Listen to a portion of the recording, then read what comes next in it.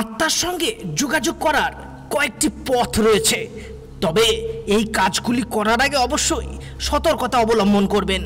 কখনোই একা আত্মার সঙ্গে যোগাযোগ করবেন না। অজানা তথ্য প্রেজেন্টস FTF চ্যানেলে আপনাদের সকলকে স্বাগত এবং এর সঠিক দুটি উপায় আপনাদের আজ জানাবো।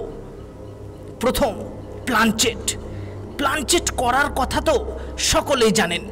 এই পদ্ধতিতে আত্মা এসে অনেক রহস্যময় দুর্বোধ্য যে বার্তা সেটাও দিয়ে যায়। 2 নাম্বার, ক্রিস্টাল বলের মধ্যে দিয়ে আত্মাকে দেখা এবং শোনা যায়।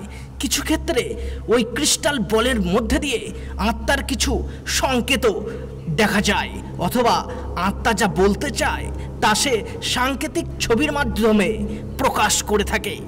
ভিডিওটি আপনাদের কেমন লাগলো তা অবশ্যই আমাদের কমেন্ট বক্সে কমেন্ট করতে ভুলবেন না। ভিডিওটি দেখার জন্য আপনাদের অসংখ্য ধন্যবাদ।